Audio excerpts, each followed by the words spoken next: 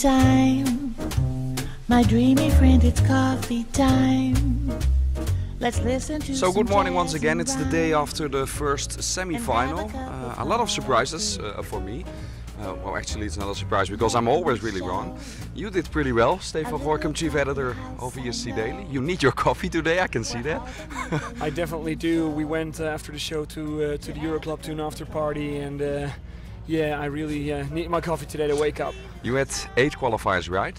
Rob Furber is one of the guys here in the press center we could find that almost at all 10 qualifiers right.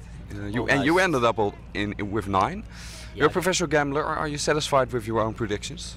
Yeah, very much so. Yeah, it went really well. Semi-final 1 from a trading perspective. The one that I got wrong was Serbia. I didn't call Serbia as a qualifier. That surprised me. I had Belarus going through instead of Serbia, but no, very happy with 9 out of 10.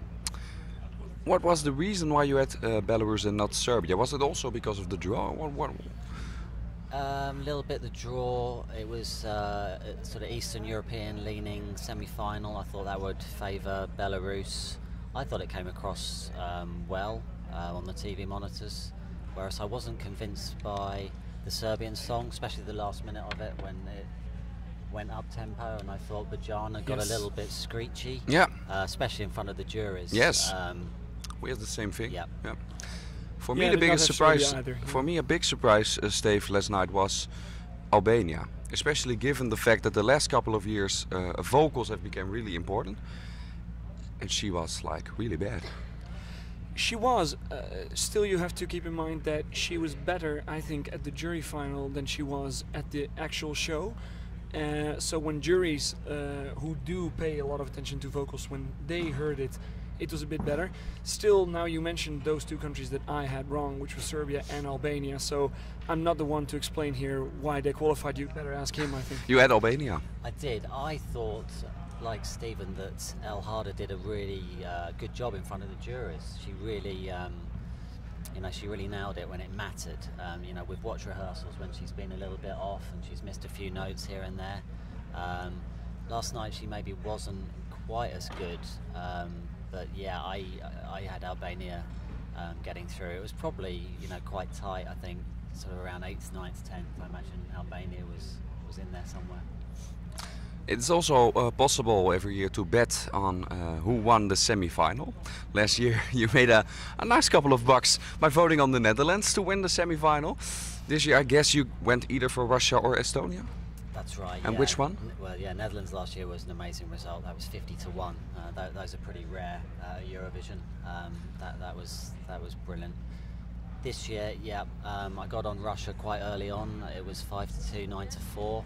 And that was my main investment, and then Estonia of course drifted out in the betting, and you could get over 3-1. So what I did in that situation was I did what's called a Dutch, which is basically when you back both, and you went either way. Yeah, exactly right. Steve, talking about Russia, how far can they come? They've reached the final, or in the second part of the final. What's their maximum score this year? Well, I mean, that's an amazing draw, of course, for Russia that they have that second half slot now. Before the contest, I had them as a certain country for top 10, not for victory, but seeing as it grew throughout the rehearsals and her performance got better and better, song may not be that original, but I'm starting to believe that a peace message coming from Russia, even though some people around here find it a bit ironic, might actually be a very powerful thing in this situation, especially because she brings that message across in a very believable way. I think people are going to see her and are going to feel that she means what she sings. Does the fact that she showed raw emotion because people were shouting her name and she got really emotional, is that helping her cause? Or will people be forgetting, will that be forgotten when she doesn't do that in the final on Saturday and the pure emotion is gone? I think it is an emotional connection that she makes with viewers. I think it's visually just a very, very powerful 3 minutes. I think they've done a terrific job with the staging. But also she has got an amazing vocal. I think definitely. It's flawless for me. Absolutely outstanding. And I see Russia as a potential winner now. Yeah. Are Russia and Estonia the only two countries that like can really do something in the final from semi-final 1? Considering the field we are going to see tonight for the jury show of semi-final 2. Yeah, I wouldn't completely dismiss Belgium. You know, I think Belgium may have got on the podium last night. I think, you know, it's doing really well in the charts around Europe on the back of last night. Loic, I think, has done a terrific job. Initially, I was a bit skeptical about the staging of it. He improved, didn't he? Yeah, it's come together really, really well.